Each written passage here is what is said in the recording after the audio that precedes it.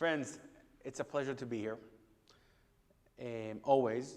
It's my second time, but I feel that we know each other much better. Met you in Israel, some of you as well. We have a lot to talk about. And the best part is that when I'm standing in front of you right now, I don't know what I'm going to say today. Because we spoke before with the pastor and asked him, so what do you want me to focus in? And he began to give me a nice list of things to the point that he felt that I'm going to be already, don't know what to say. So we just said, go with what you feel. You just feel comfortable and speak your heart what God tells you to say. That's the Israeli way. Go with the flow, what you feel at the moment. So today I'm going to share with you a couple of things. I actually want to start, if it's possible. I'm having a little trouble with connection, so. No problem. So I'll give a background situation and maybe we're going to see it. So we just finished the high holidays. In Israel, we celebrate one day of the holiday. Outside of Israel, it's being celebrated for 2 days. I don't know if you know that. But it's in America, for example, Simchat Torah, Shmini Atzeret, was Sunday night, Monday, Tuesday. In Israel, Sunday night ended Monday evening. I caught a flight Tuesday morning, which means that if I landed in America when it was still a holiday for many here. Think about the fact that you literally, if you're an Israeli, you can finish the holiday on Monday night, grab the flight, the regular 001, arrive to Israel, to America at 6 o'clock, 7 o'clock in the morning, take your talit, go to shul, and pray with everybody another Simchat Torah. Could happen. I had the privilege to do that when I flew to New Zealand once.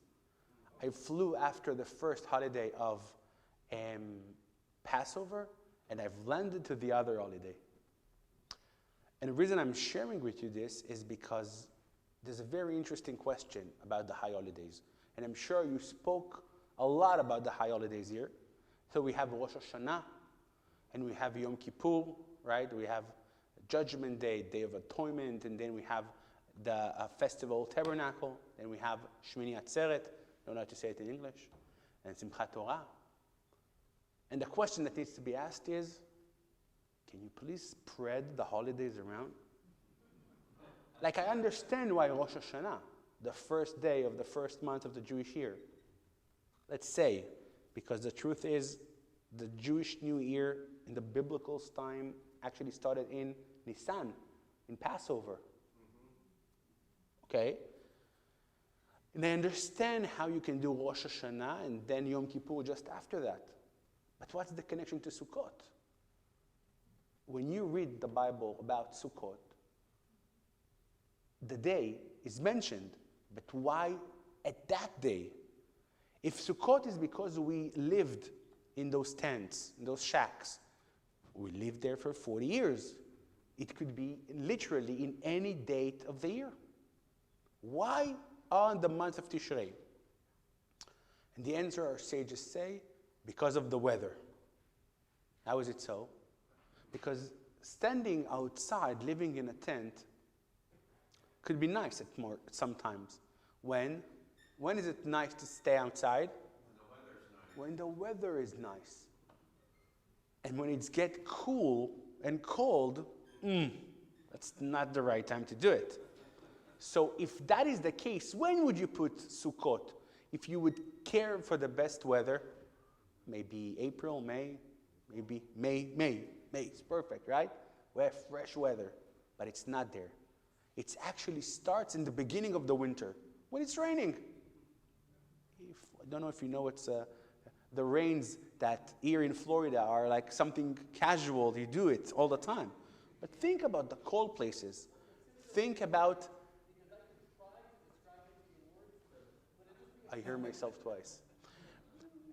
Think about sitting in a sukkah in London, in Paris, in New York.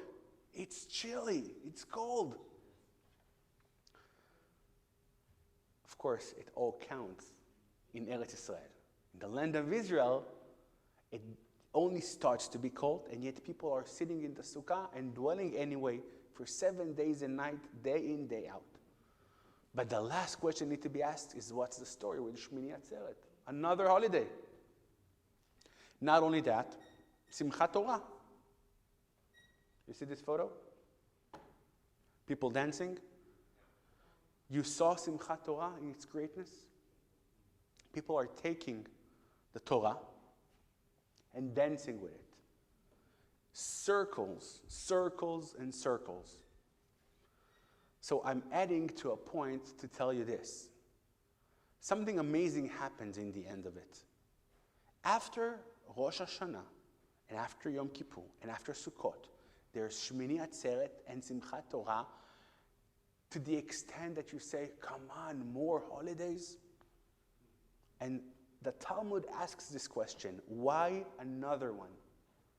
And the Talmud gives a beautiful answer. It says, after a full month of being so connected to God, living in His midst, God says to you, just before you leave, let's do a small meal together. Let's get together, because now we're going to start the winter. It's going to be take time until we're going to dwell together. So let's do a last party. And that's the best part. Because when Simchat Torah ends, we do something that is not written anywhere. It's called Akafot Shniyot. Monday night in Israel, and here Tuesday night, people are going again, after they danced 2 times, to the streets to dance for the 3rd time in Simchat Torah. And the reason I'm telling you all this introduction, because something very specific. That is one of the highlight moments of the Jewish calendar, specifically for me. And every year, I would go to this place, which you're going to see in a second, to celebrate with them. In COVID, it didn't happen. You will see, it's a place so packed. You literally begin to dance. The crowd just makes you move you don't need to move. It's so crowded. And the song they're going to sing here is the song that I really love the most. And when I heard it today, and I missed it this year because I had to catch a flight and I had to arrange a lot of things, including dispatch my sukkah, I thought, how brilliant it is. I missed Akafot Shniyot, this event in Israel, so I had to come here, and you sang it. You sang Hoshea et Amecha. This is my Akafot Shniyot. If we can play it for a second, the best thing ever. One moment.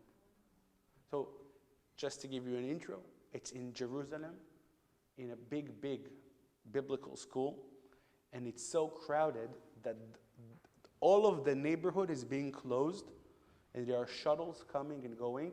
It starts at 9 o'clock at the evening time, 9 p.m., finishes 6 a.m. They're dancing non-stop for 9 hours. And the best part is, every akafah takes 1 hour, one song. You sing the same song for an hour. For an hour. You're going to see 4 or 5 minutes, and you will see, how can you sing the same song for an hour? And that's the brilliant part. Only then, after 20, 30 minutes of singing the same song, you're really getting into it. And of course, what they do is, they sing the song, Hoshea et Amecha, Uparech et Mechlatecha. I love the song. Here, there you go. No sound?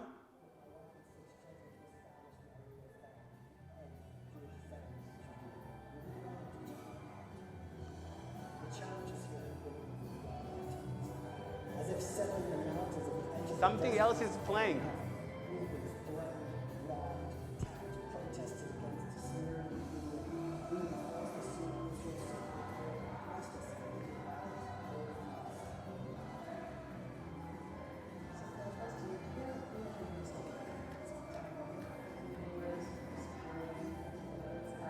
1 hour, like this.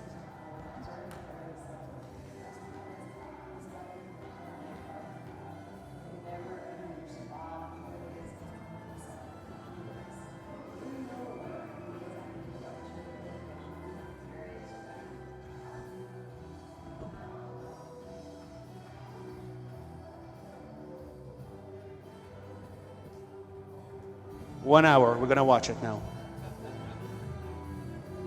Let's give it another minute.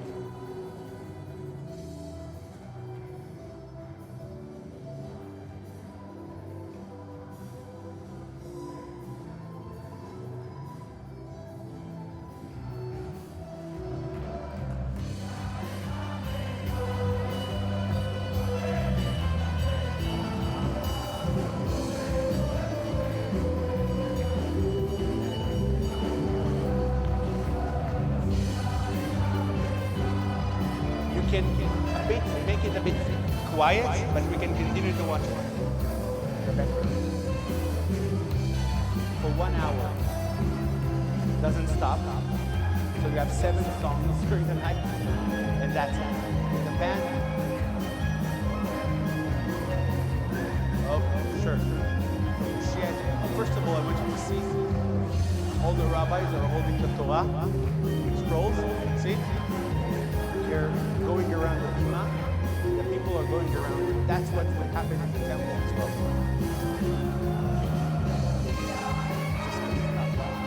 Okay, let's sit. Go. הושיע את עמך וברך את נחלתך, וראם ונשם עד העולם. הושיע, may you, הושיע, save, salvation. Save the people, את עמך, your people, וברך את נחלתך, and bless your compound, your ground, your land, וראם ונשם עד עולם, and you uplift them, and you will make them, feed them, grow, until forever. That's one of the best songs ever. הושיע את עמך. Okay, now I need to focus back and say this. That is the feeling when I heard today the song Hoshea et Amecha, and went back to the holidays. And today I want to continue this topic of the connection. That's what the pastor wanted to speak about. How are the Christians doing, helping, supporting in Israel? Am I right? What's happening in the land? I want to cut to the chase and tell you the most magnificent story and adventure we had this year. Every year, you couldn't tell the story. But this year, it was relevant more than ever. This year, for the first time in many, many, many years, thank God, the state of Israel was there to save people's life. I'm talking, of course, about the war in the Ukraine. Maybe it's not on the news already. Maybe it's past. But I want to bring you back to the February, March, where it's all started. And that's the situation. One day, there's a war. And the Ukrainian borders are being closed. The only people who could escape and can leave are women and children. If you were older, a guy, a man, older than 16 or 17, was closed. It came at a point that even then, if you didn't have a place to go, the borders already were closed and packed. What Israel did at that time was probably the best example of what it means to have a Jewish state in the world. You talked about the history of the Jewish people, and this is a short reminder. Throughout the history, the biggest problem the Jewish people had, is they didn't have a place to call home. I mean, you can be thrown away from your home, and nobody is going to help you. You might hear about a person named Nathan Sharansky. Nathan Sharansky, one of the biggest legends of our time, still alive.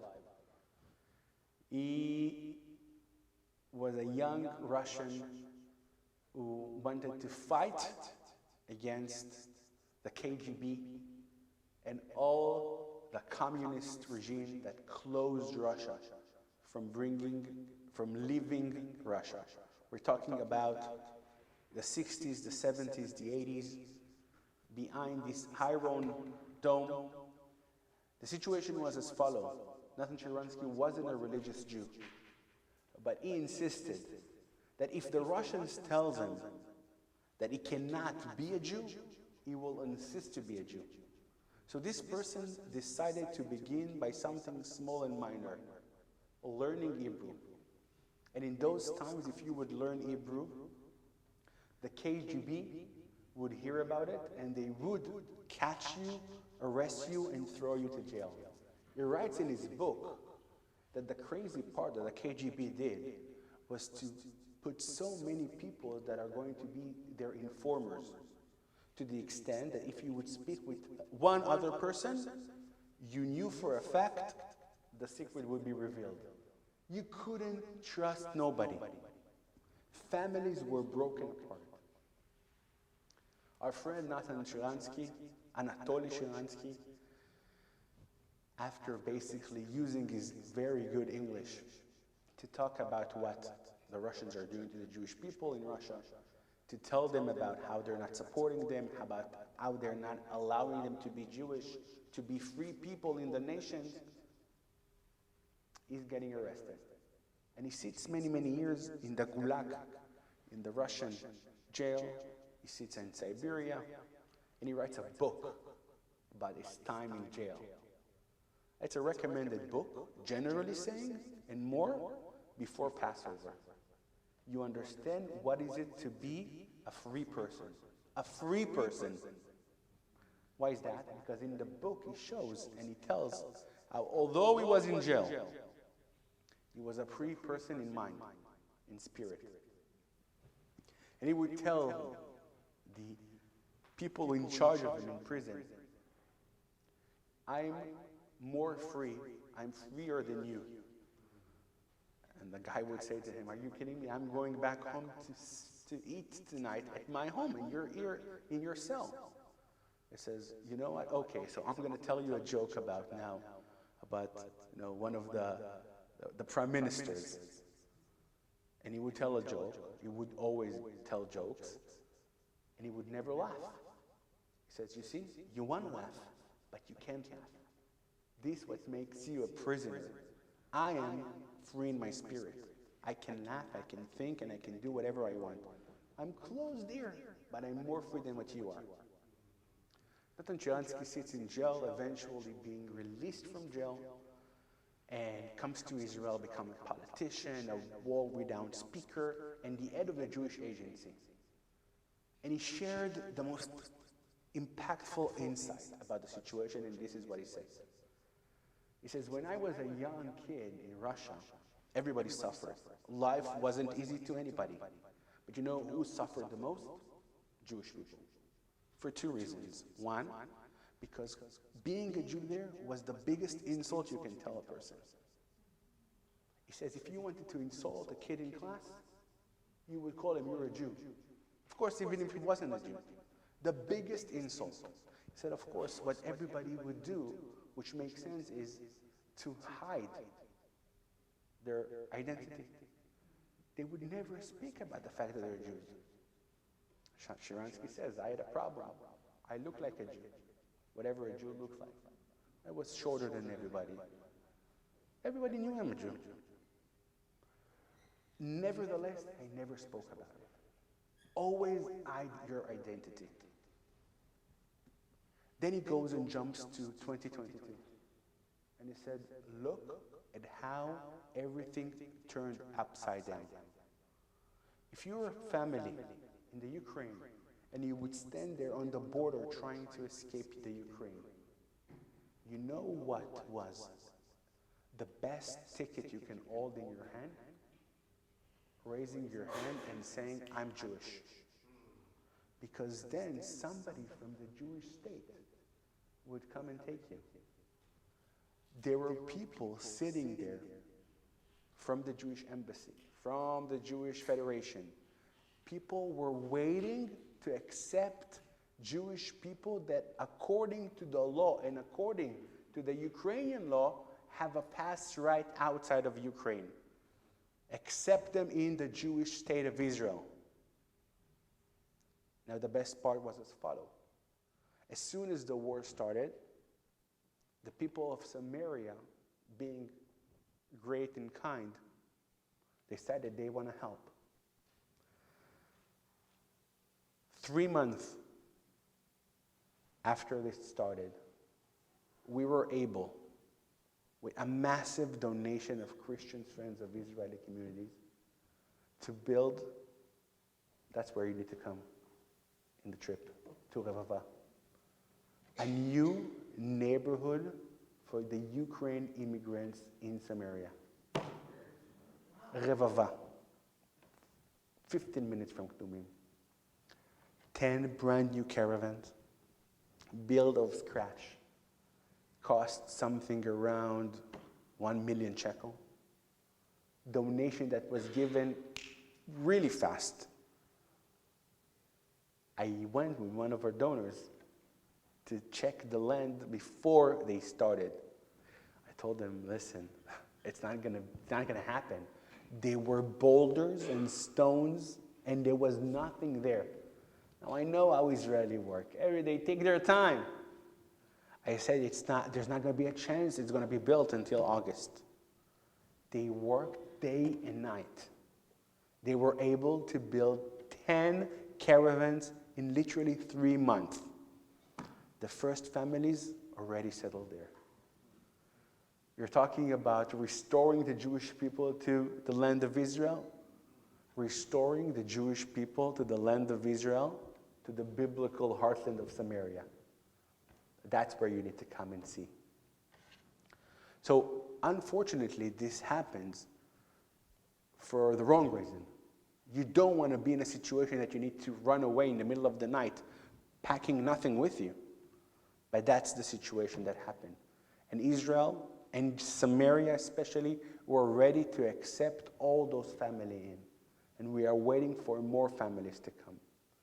And when you come to Samaria, it doesn't just mean that you have a house. Welcome. Listen to this. The community made committees to literally every aspect of life. 1, when a family arrives, the refrigerator is full with prepared food and all their needs. Number 2, they're going to put a person in charge to just show them where to go and how to go at all time. 3, babysitting. Father, mother have a lot of things now. They immigrated to another country. They don't know the language. They're going to have things happening. Somebody is going to be with your kids at all time. Number 4, work committee. Let's help you find a job. It's not only to get a house. You need to have a sustainable place to stay. The community of Revava, happening right now in the land. So, that's the good part. And now I want to tell you about the not so good part. Actually, I have a guest speaker who's going to speak in the screen. A couple of minutes with a very update from last week. Check this guy out. Hello everyone, Shmuel here. And today I'm filming from my home in Tufim. That's what I see when I go outside. And the reason I'm here in Tufim today is not about talking about our community. It's talk about something general, something very personal. And this is the state of situation with our life right now here in the region of Judea and Samaria. We are celebrating today the holiday of Sukkot, the Feast of Harvest. And I want you to come with me to my sukkah as we speak about this crucial element, our safety. So first of all, my sukkah, our sukkah, welcome. And I want to talk with you for a minute. There is no easy way to talk about this situation, about this problem, and I've never talked about it in a video. Because what happens right now is we are in the middle of a very hard period of time. And I'm talking about a difficult time, I mean about the fact that in the last month or 2 months, we see attempts day after day for terror attacks in the region. It is non-stop stones being thrown into cars and Molotov bottles, we're not even counting them. I'm talking about actual shooting that is being taking place in almost every road in the region, and it is a matter of time till the situation is going to bring horrible bad news. We waited for that. We anticipated it's going to happen after more than 300 incidents in the last month or so. And unfortunately, this weekend, we lost a soldier, a young soldier that was keeping a checkpost near Jerusalem, near Shafat. She was murdered. So I want to bring you up to date to the situation with numbers and figures, and I want to show you some images and videos of what happens in the area. I hope that after this you will understand more what we're going through. So this is the road I'm driving from my community of Tufim to the community of Shumuel, where CFOIC office is. That's a main road that we drive together, Israeli cars and Palestinian cars. And a couple of weeks ago, there's a new attempt to try to slow down this road. People, especially Palestinians, would drive really, really fast and cross this road like crazy. So they're trying to do something to slow the cars. And what they did is a roundabout. And you know, when there's a roundabout, people are driving slower. But I want to show you what happens when you do a roundabout in this area in Samaria. So this is a video of a bus that drives through. Because when you go to the roundabout and you drive slowly, this village we just entered is Azun. This is a very hostile village, and I'm talking about a place that has actual terrorists that murdered Jews came from this community, from this village, and that's what they do. And every day, twice a day, sometimes 3 times a day, kids stop here and just stone cars. That's the way it looks. That is the result of what happens when you're being stoned. I'm not even talking about the attempts to throw Molotov bottles and situations that come from it. So after it happened for several days, day after day, and shooting in different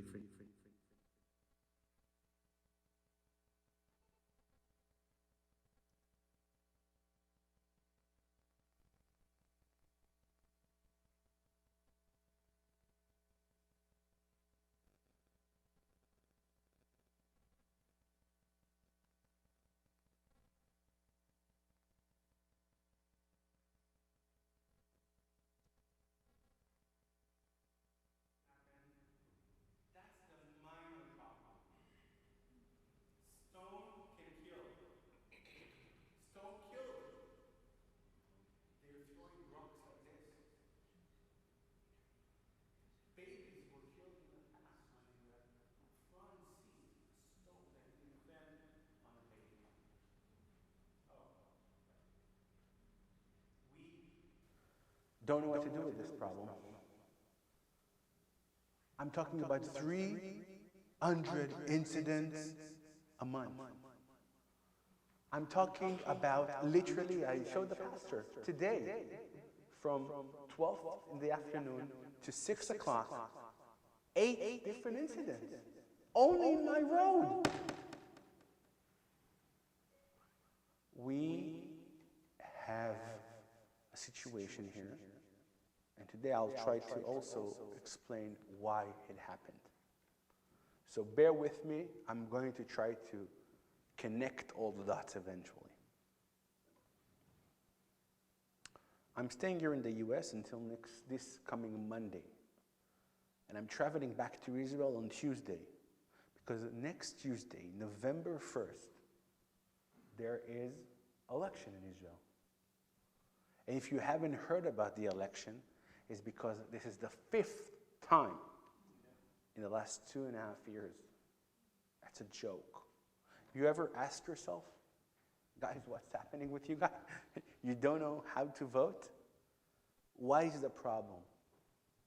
I'll try to give you the insight of what happens in the state of Israel and why we have election and election and election, and why this is probably the best proof why our situation is so bad. And I'll explain. You see, the state of Israel is not working the way the system works here. We have a parliament of 120 seats. How much is a seat? Between 300,000 to 500,000 voters. They take the amount of people who voted, they divide it in 120, and each group is one seat. So let's say we decide together to open a new parliament party. If we are able to bring 35, 40,000 voters, we're in. Are we in? No. Because there's a problem. If you need to bring only 40,000 voters, what's going to happen? Every city is going to bring its own party.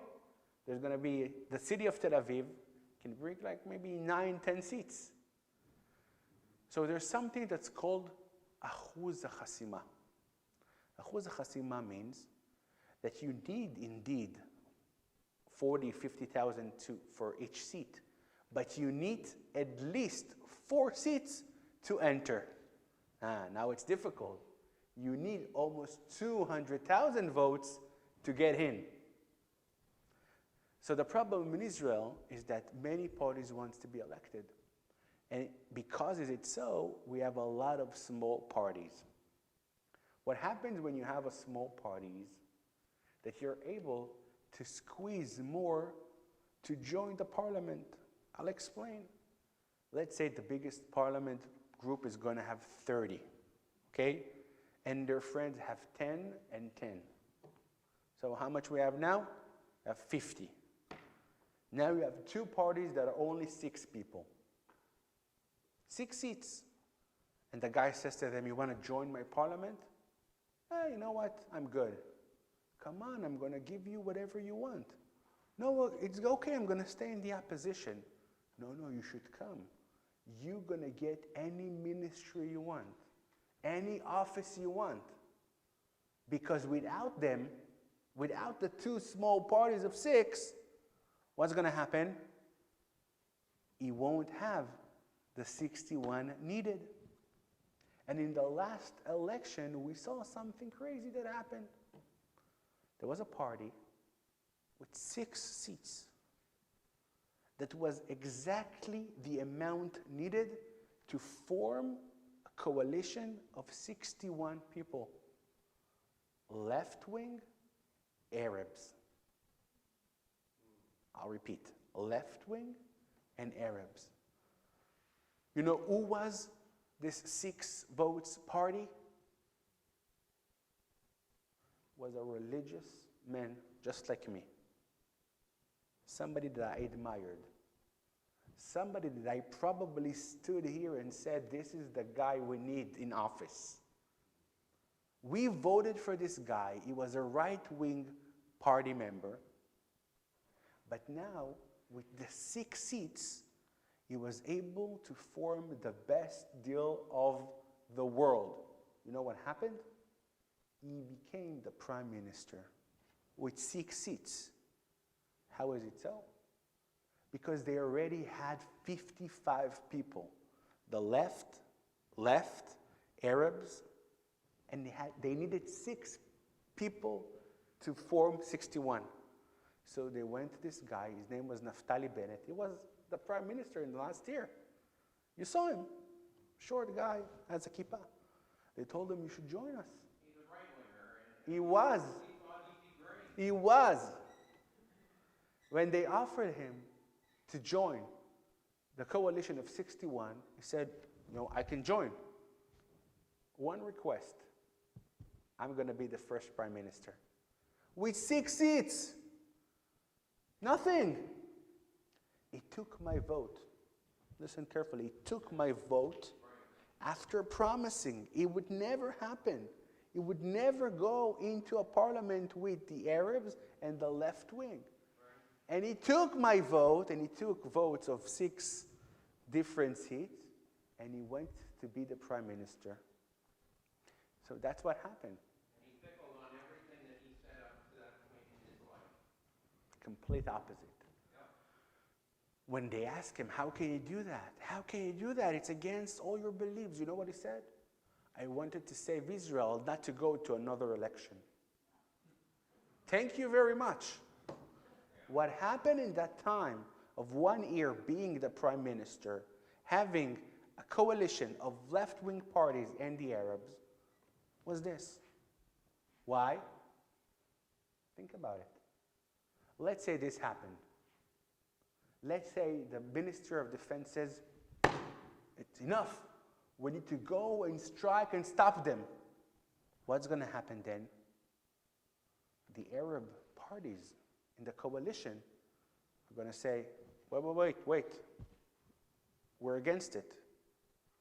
So what if you're against it? If you're not going to lower the expectations, we're going to add out of the coalition. Now again, you won't have the 61. So the pressure the government has in such a situation is unbearable. You cannot make a government like that. And that's exactly what happened. One person was needed to decide that I'm not going to do it anymore. It's a lady, and she left. At that moment, the coalition collapsed. 5th election. What's going to happen next Tuesday? You know what's going to happen? Same thing all over again. Or, you know what, you're right. I want to say, people would wake up, people would vote differently. You're probably right. There's going to be a situation. Bibi Netanyahu is going to have the majority of the votes. But he would need to bring more parties in to get 61. So if you ask me, the numbers are going to be that he would be able to bring something around 58 or 59. He's going to have 2 people missing.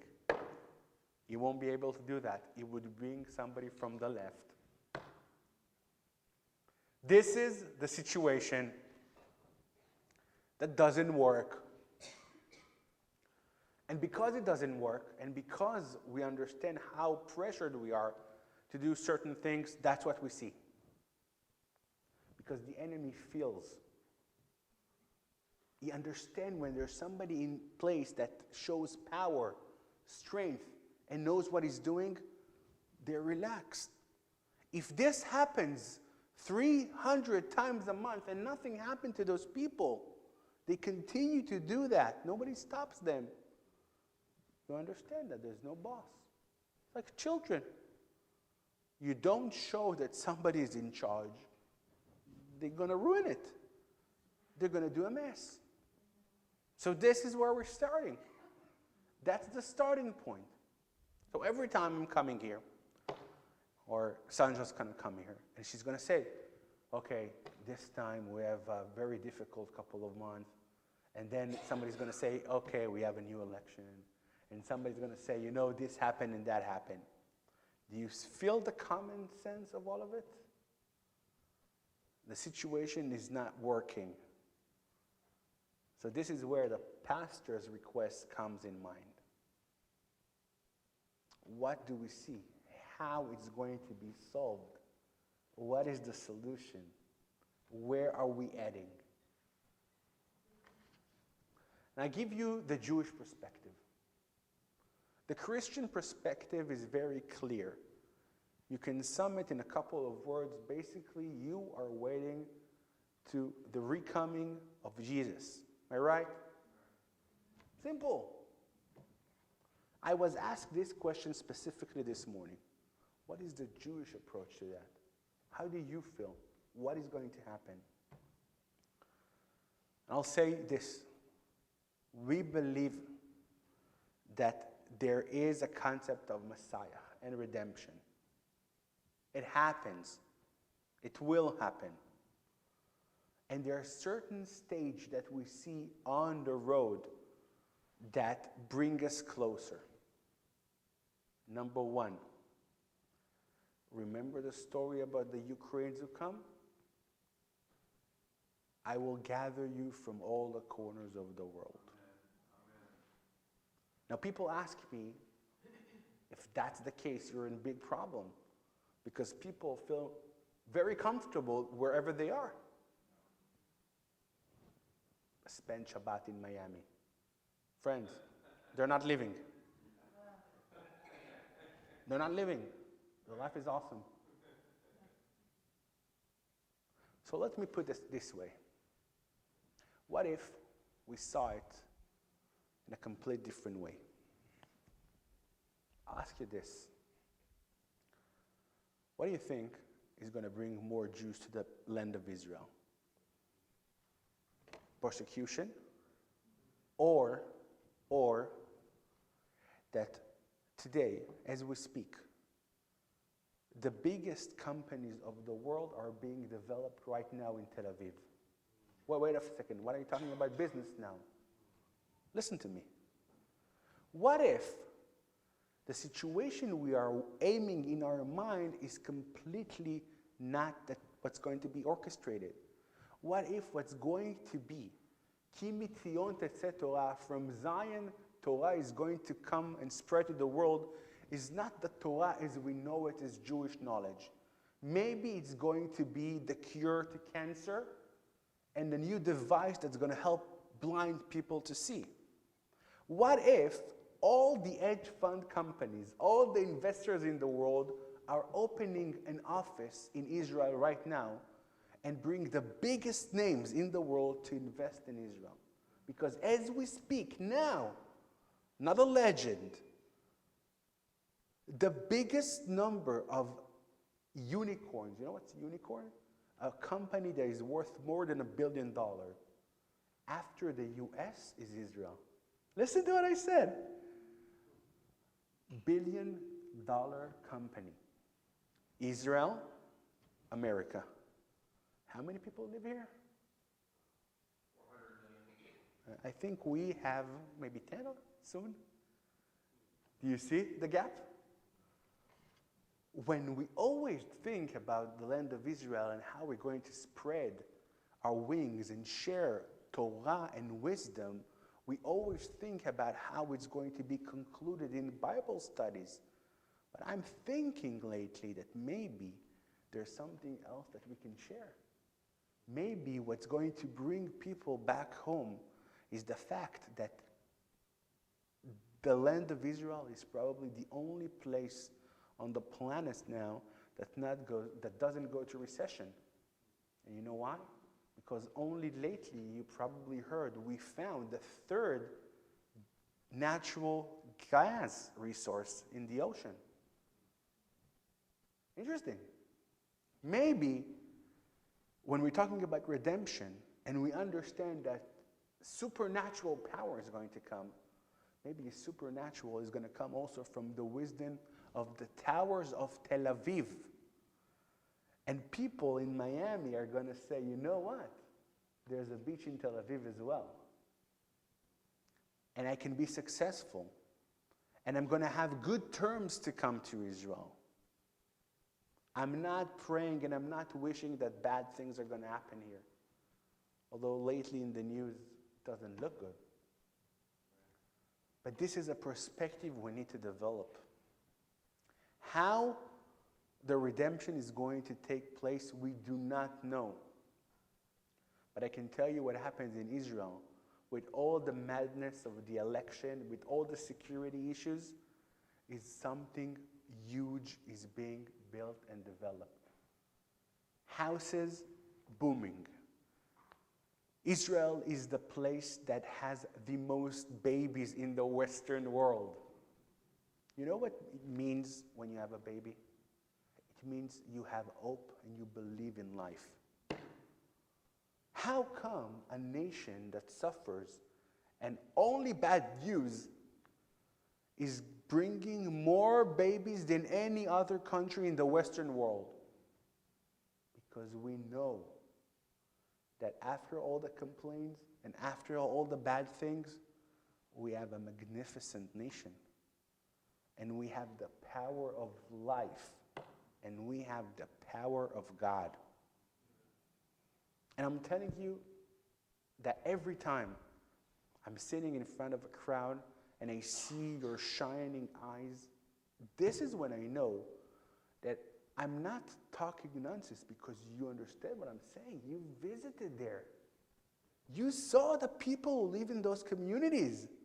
How can you explain that somebody who lives in a community, his neighbor died, his sister here, horrible stories you hear, and yet something shines in his eyes when he tells you about his garden, he tells you about his new grandchild, he tells you about how he's helping to develop the place where it all started. Only a week and a half ago, I visited Jerusalem. And this is a message from Jerusalem. Wednesday night of Chol HaMoed, the days of Sukkot, I opened the news. And if you did, you would see. There were 25 incidents in eastern Jerusalem with Arabs. They stoned car. They almost stabbed a guy. They closed streets. If you haven't heard of it, it's because it's not going to make the news. We made plans to go to Jerusalem. It's the holiday. We slept at a friend's house in Gush Etzion. I wake up in the morning, and the plan was to go and visit a friend of mine that lives in the Muslim quarter. Not in the Jewish quarter, in the Muslim quarter. I'll explain in a second. I wake up in the morning, I tell my wife, Michal, maybe we should reconsider. Why? He says, look at the news. Only this night, 25 incidents. You know how you know it's really bad? Because all the topics are only Jerusalem. In this road, in that neighborhood, in this.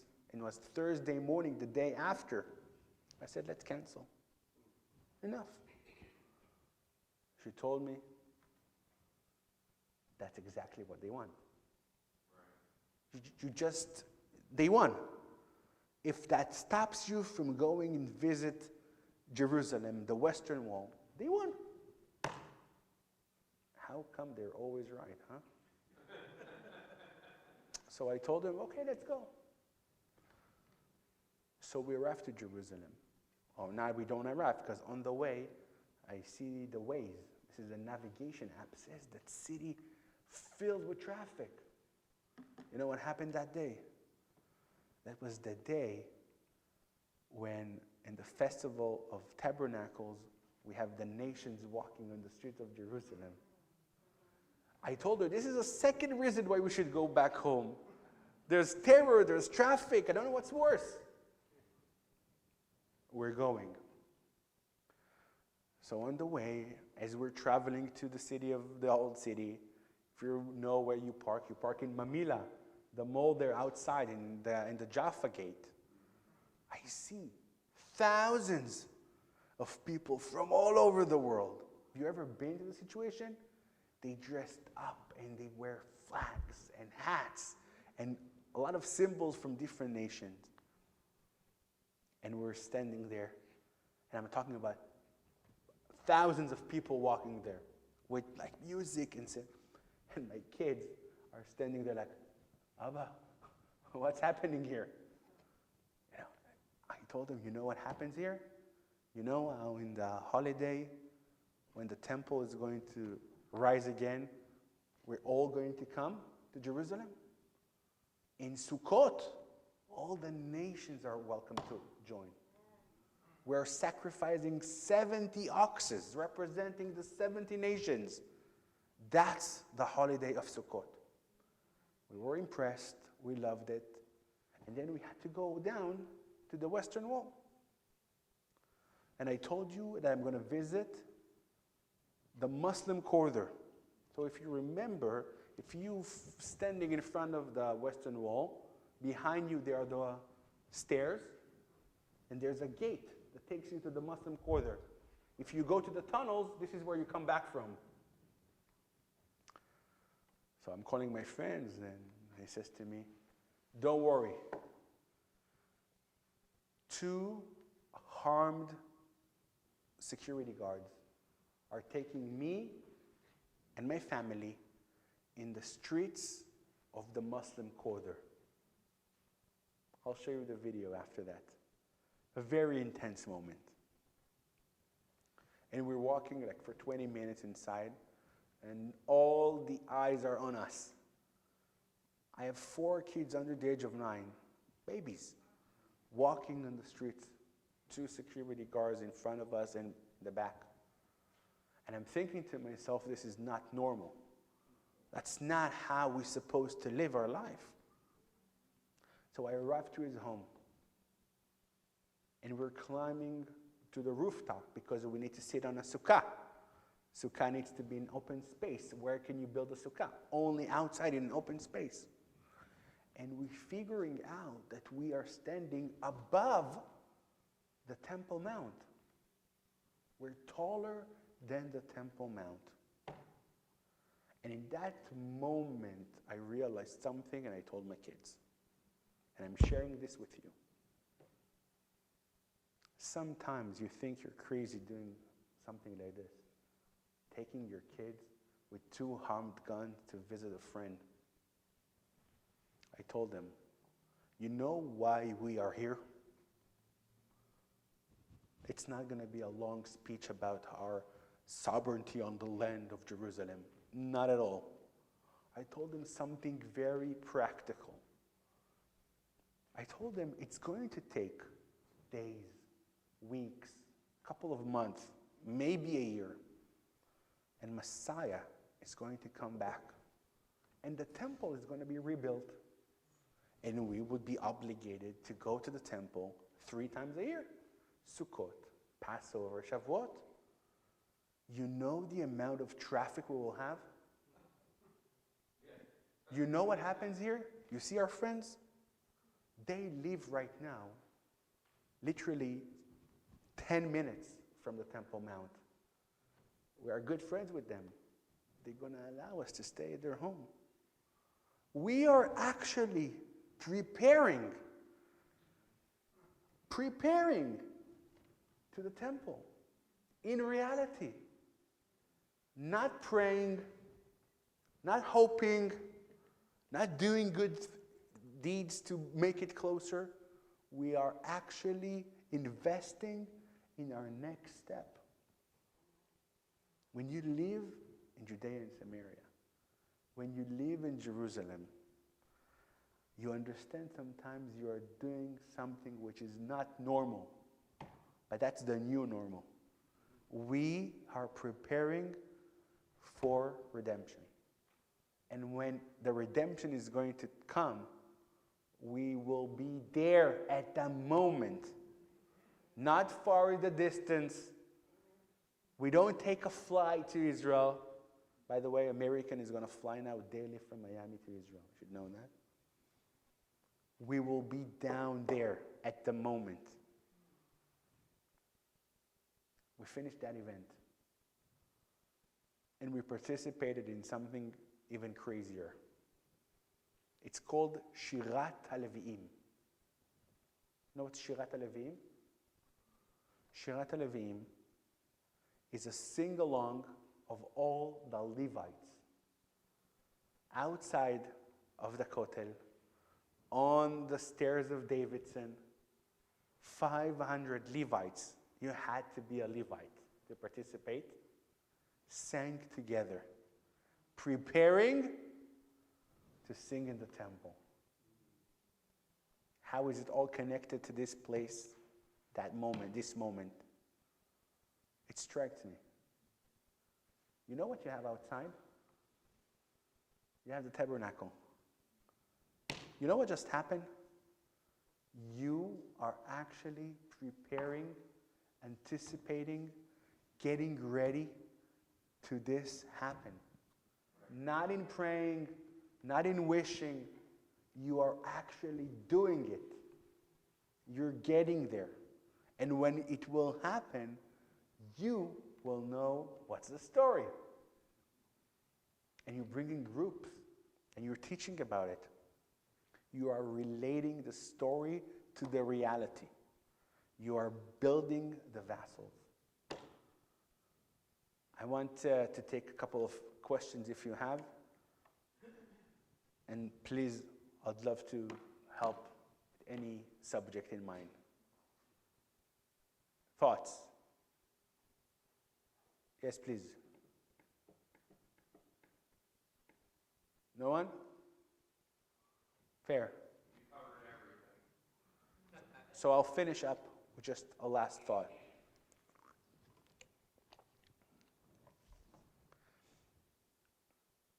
I came with the flag of CFOIC, Christian Friends of Israeli Communities.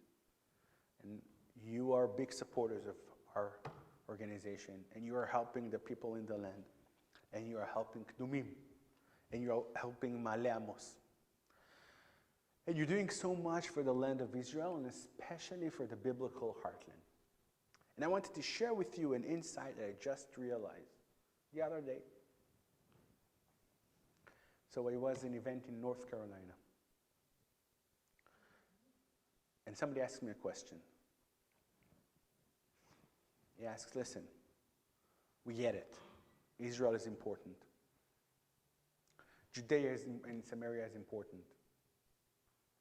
But if it's that important, I don't feel it takes a lot of space in the Bible.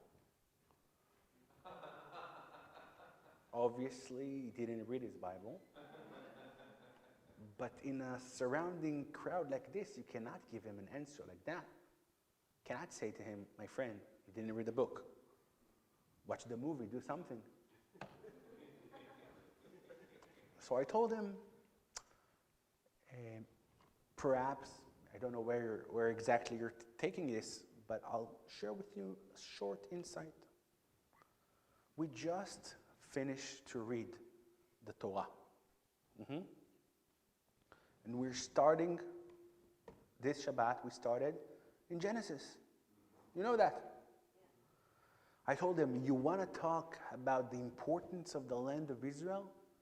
Go to the first word in the Bible.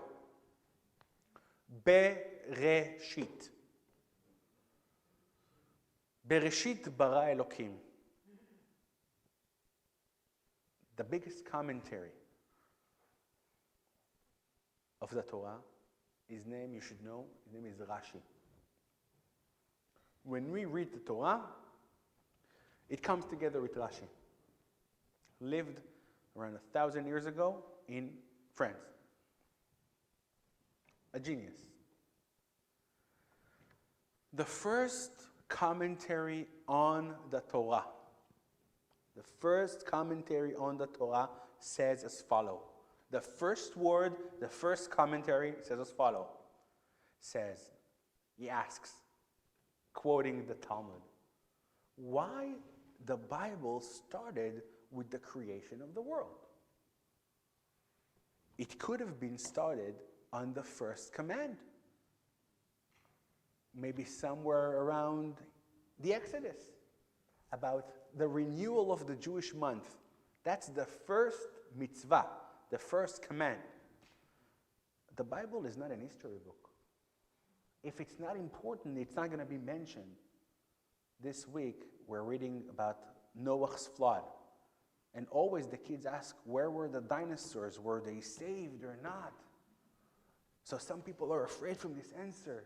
Wow, they're talking about evolution. What happens? Simple answer is, this is not a natural history book. It's not National Geographic.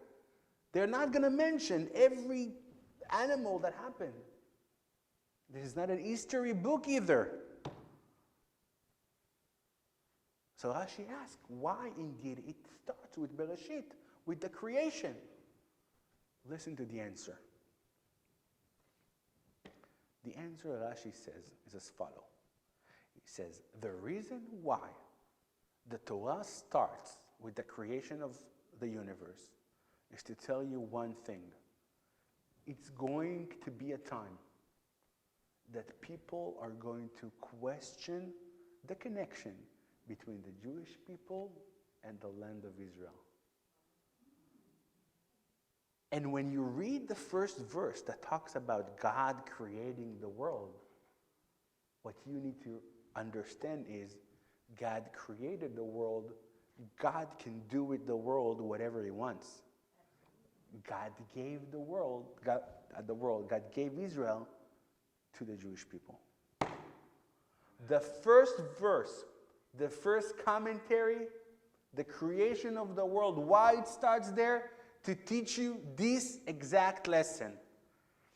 I told my friend from North Carolina, I just gave you one example that comes in mind, but you continue on and you will check.